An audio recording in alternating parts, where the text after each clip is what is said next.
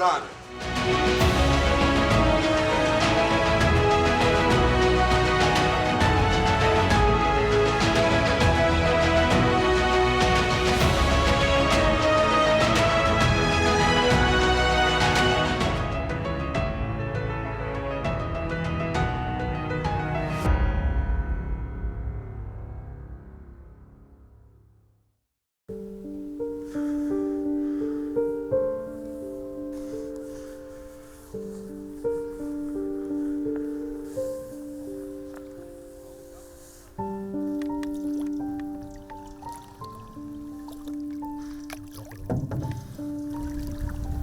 Viš koliko ovdje brže se radi? Pa vidi ovako, ja sam ovdje rođen i zaljubljenik od malih nogu u ovu reku, tako da za mene je ovo raj na zemlji. Tamiš, ni prebrza, ni tiha. Za mnoge, jedna od najlepših ravničarskih reka. Tamiš je divan, prava lenja ravničarska reka. I još uvek ne, kako da kažem, nije eksploatisan možda kao druge reke. Još uvek je prava. Na obodu reke, koja je u svakom smislu davala život još iz najstarijih vremena, tvrđava koju su nekad okruživala i čuvala gnezda orlova. To je to staro naselje tamo što je bilo 2 kilometra niže. To je bilo ostrvo koje je s vremena na vreme voda plavila. Ono je bilo na rubovima i imalo velike hrastove. To je isto hrast lužnjak, ali je to onaj sa horizontalnim granama. Razlikuje se, znači nije kitnjak, nije ne znam koji, ali jeste lužnjak. Tu su se orlovi gnezdili. Zato je mesto nazvano Orlovat. Tu, u Srednjebanatskom okrugu, nedaleko od današnjeg Zrenjanina, na putevima koji su spajali i razdvajali istok i zapad. Orlovat je u stvari spoj istoka i zapada i naši ljudi su uzeli sve najbolje i od jednih i od drugih i tako oplemenio ljude i za budućnost i za buduća vremena. Orlovat na današnjoj lokaciji je prešao negde 1697-8. godine. Njega su naselili Srbi sa Čarnovićem koji su u velikoj seobi izašli i oni od gore, iz gornjeg dela tamo od Komorona, Ostrogona. Kasnije dolaze graničari koji su bili na Potijsko-Pomoravskoj vojnoj granici, dolaze u Orlovat i u još 40, čini mi se 44 naselja je bilo ukupno, gde su došli graničari. I danas u Orlovatu čine oko 90% potomaka tih starih graničara. Muka, velika muka.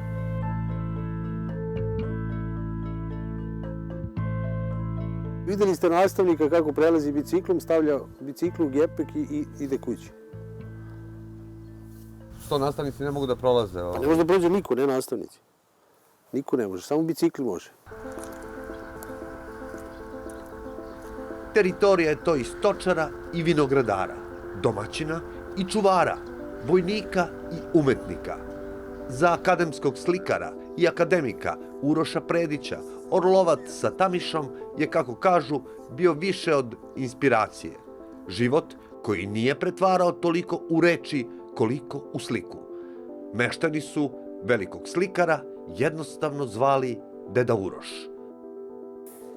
To nećete naći nigde kako se zove u literaturi, zašto je volao Orlovat. Nije Orlovat samo volao zato što su tu bili preci, to je otac, majka i posle smrti njihove, nego je volao dođe do obiđe, tu je odrastao. I odavde, kako se zove, otišao, što kažemo, u beli svijet. To je ono onako zanimljivo za Deda Uroša.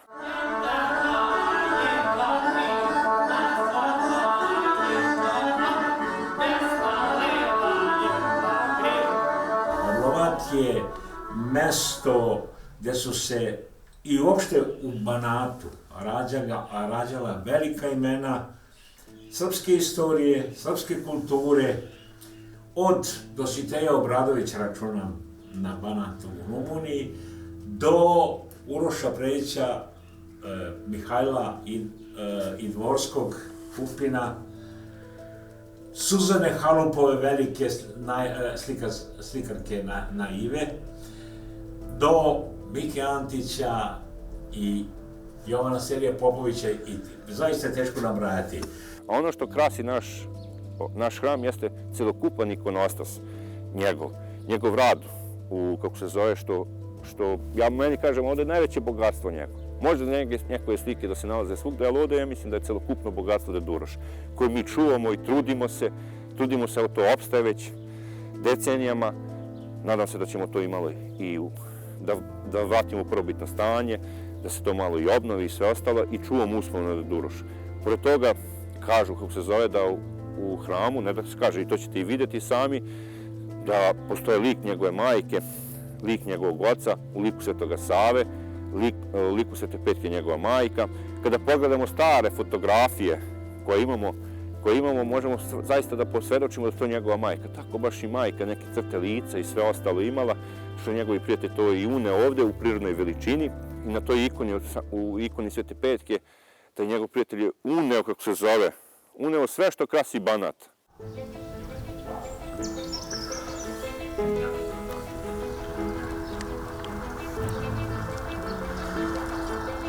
A Orlovat ne može da se zamisli bez domaćina.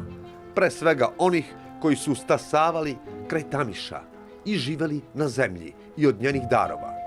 Sećanja iz prošlog vremena govore. Da je Orlovat imao oko 28.000 ovaca u tom ritu. Znači samo ovce, da ne pričamo ovo drugo. Tako da jeste bilo ovdje uvek idealno mesto za neki život. Tu je reka bila, puno ribe. Tamiš je imao, tu su, eto kažem, veliki prostori bili za stočarstvo. Imali su te uslove i poljoprivredom postepeno počelo da se bavi. Domaćinstvo Čokića, Zlatoja i Branislave živi sa onim što je darovala priroda. Ljudi proizvode, stvaraju i unapređuju, bez obzira na neprilike vremena u kojima se nalaze oni koji se bave poljoprivredom i čuvaju ono što vredi. To je najbitnije, hrana, voda, znači to su jako velike stvari i mislim da bi trebalo da se mnogo više ulože u poljoprivredu, znači da se da značaja tom proizvođaču, stočaru, da može da proizvodi i da živi od toga da bi mogli ljudi da koriste tu hranu. Znači da se ne uvozi, da mi proizvodimo i da izvozimo, a ne da dočekamo da mi uvozimo bilo šta, povrća, žitarica, svega. Došli smo u situaciju da bukvalno smo kao socijalni slučaj se osjećamo od te naše proizvodnje. Jer su cene male, znači repromaterijali skupi, problemi na svim nivoima i došli smo u situaciju da je sad treba se zapitamo da li smemo da se kockamo i dalje u poljoprivredi ili šta raditi, šta nam je činiti. I to nije sve. Za dolazeće, imajući u vidu da imaju naslednike, nedaleko od reke napravili su turistički kutak. Branislava je 20 godina radila u gradu, a onda se vratila na ognjište kako bi zdravo podizala decu. I evo je, na Tamiškom miru. Onog momenta kad smo rešili da zasnemo porodicu i sve, onda je to prosto postalo prioritet. Znači, neke životne navike su se promenile, način života i sve ostalo, tako da to je zbog toga. Pa kad se promeni taj način ili posao, sve pa onda dođete ovako u ovaj Tamiški mir. Da. Kako ste to nazvali? Ste nekad bavili? Ne. Turizmom nismo. Kako to izgleda sad? Pa izgleda veoma, kako da kažem, zabavno je. Mislim, to je nešto što se i meni i suprugu dopada. Mi volimo da upoznamo ljude, dosta smo društveni, volimo Orlovat, volimo Tamiš i eto, on je imao tu neku ideju da osmisli ovako jedan kompleks koji bi kasnije služio našoj deci, a umeđu vremenu smo razmišljali o tome da se bavimo turizmom i da samim tim promovišemo i ovo selo uz druge sadržaje koje ovde postoje.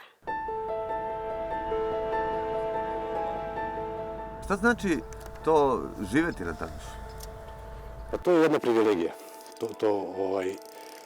Znam da ljudi prevaljuju po 50-100 km da bi došli na jedan dan da pecaju, a mi smo ovde, znači mi imamo to blago na dohvat ruke i možemo da se spustimo svakodnevno, znači da li je to samo da se prošetamo sa decom, sa drugarima, da uživamo u ovoj lepoti i čini mi se da sve više narod shvata šta je to i kako je to blagodet.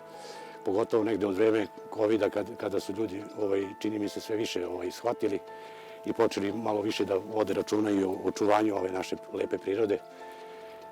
Mi stalno apelujemo na to i na naše mlađe i na decu da malo čuvaju tu našu životnu sredinu koja je, ovo je nešto prelepo, ovo je dar od Boga jednostavno. Društvo nije ulagalo Nije. u domaćina. Nije. Uništavalo je, naprotiv, uništavalo je domaćina.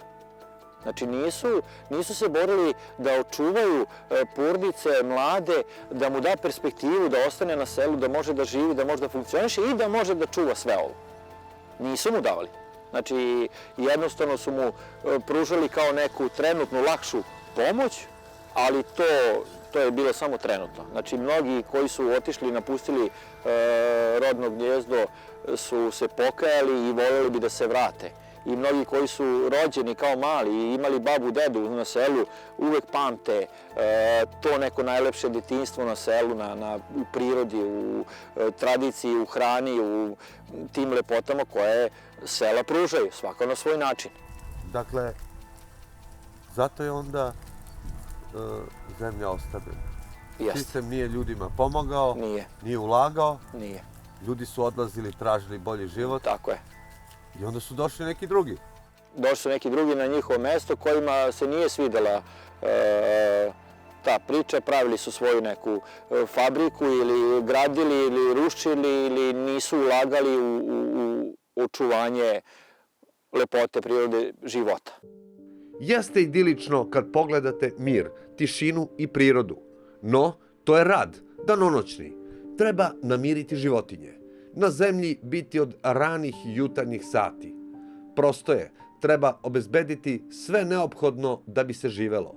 Za poljoprivrednika, proizvođača hrane prepuštenog vremenu i nevremenu, jednostavno teško. Domaća hrana kao domaći proizvođači, to je najbolja hrana. Znači kad gazdinstva proizvodi, onda potrošači znaju šta kupuju. Znaju kome da se obrate, ko je proizvođač i ukus same hrane i proizvoda nije isti koji onaj koji se plasira na plastici ili ne znam ja čemu, mislim sa puno hemije, sa zaštite. Još uvek mi po Vojvodini radimo ono tradicionalno, znači sa minimum hemije, sa minimum zaštite, da bude sve to nešto zdravije. A u marketima se pojavljuje hrana koja nema poreklo, nema ukusa, nema mirisa, nema i onda to izumire, ali realno običan proizvođač ne može da plasira svoju robu i da bude konkurentan takima. I kao što rekoh, tamo negde, na početku priče o istoriji mesta, valja u vremenu pronaći ljude da prozbore reč, ne samo o mestu, već i zemlji na kojoj raste dobra vinova loza.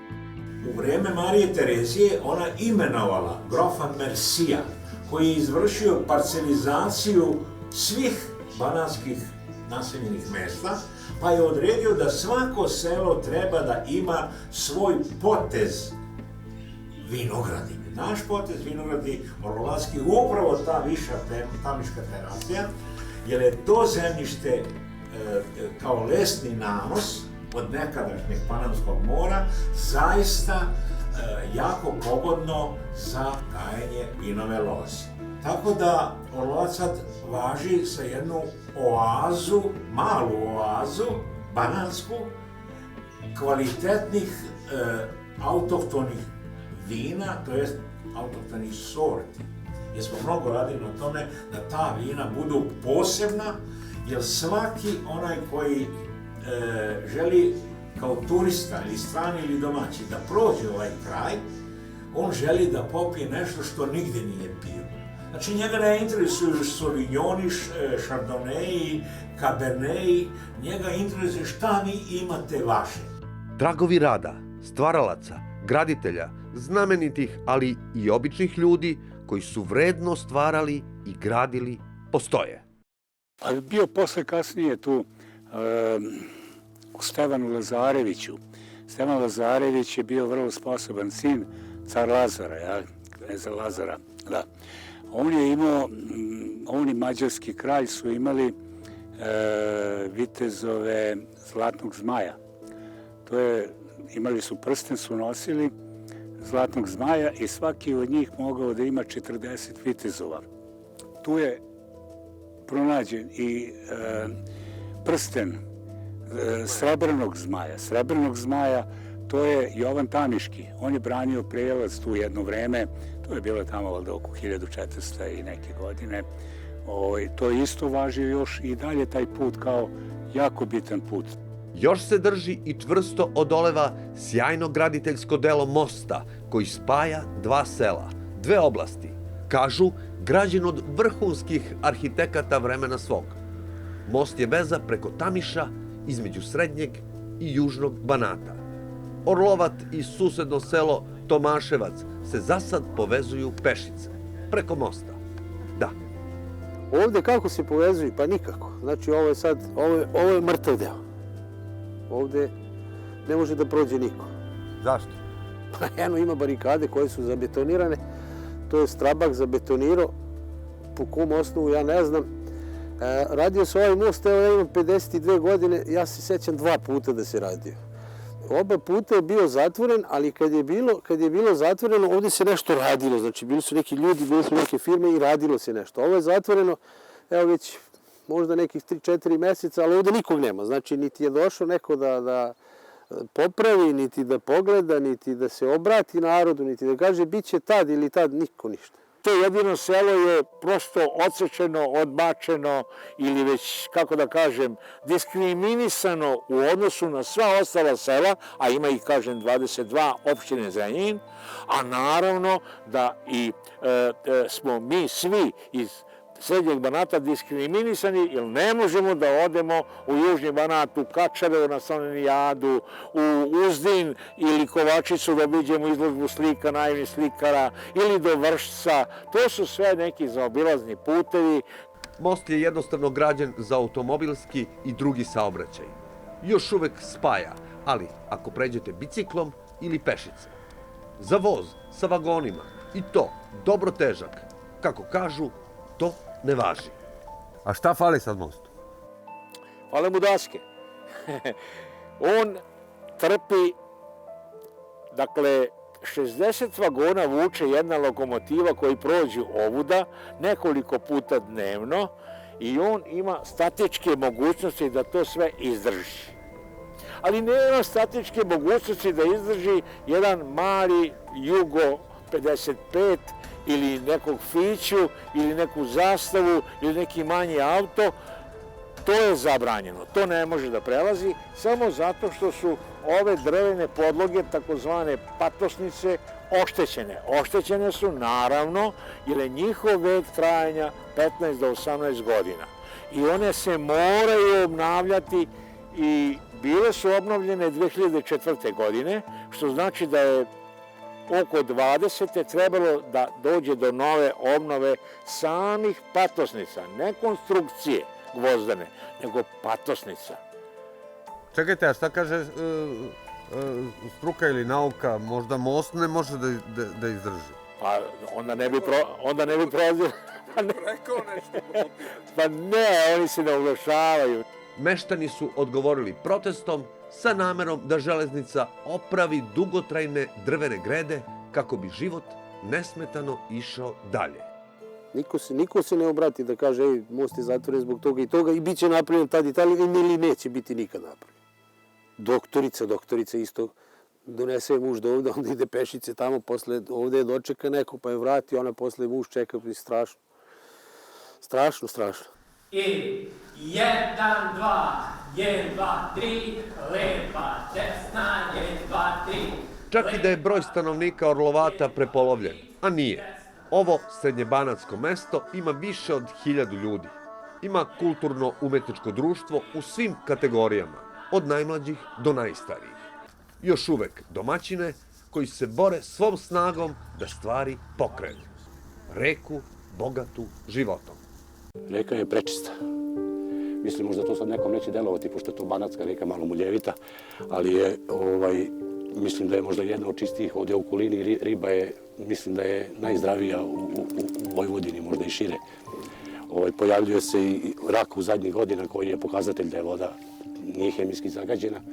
U zadnjih godina se vraćaju i dabrovi, i vidre, i sve te neke životinje koje ne bi bile tu da je reka zagađena. Ima nas koji smo tu već dugo, naša porodica konkretno 300 godina je ovde i ostajemo tu i čuvamo tu lepotu koju je, eto, neko nam ostavio od naših predaka, samo da je sačuvamo i da malo ulepšamo, da proširimo. Ima Orlovat istoriju još iz neolita. Skromne porodične vinske podrume prepune duha vremena raznih.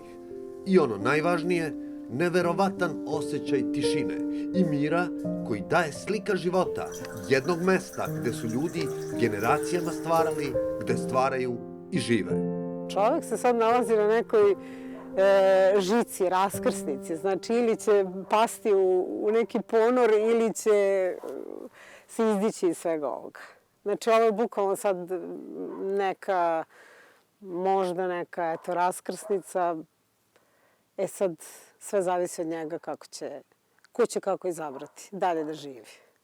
I u skladu sa čim i kakvim sistemom vrednosti. Sve može, samo vi ne možete u susedno selo. Ni on, ni ovamo. Sve može, samo mi ne možemo nigde. To je to. To je ovako jedna globalna poruka. Ne samo vezano za vaš most i vašu muku ovdje u Orlovacu. Za sve. Nismo mi jedini koji će ovdje živjeti, treba da brinemo malo i na buduće generacije i tako da im ostavimo što lepše i bolje možemo. I Orlovat, i Srbiju, i cijelo društvo. Sami se morate brinuti o svom okruženju ako želite da vam bude lepo. I kad bi svako to radio u tom okruženju gde živi, bilo bi nam mnogo bolje i lepše svima. I onda se ima vremena da se uveče napravi i recimo štrudla od uleka i... Tako je. Ima, jeste.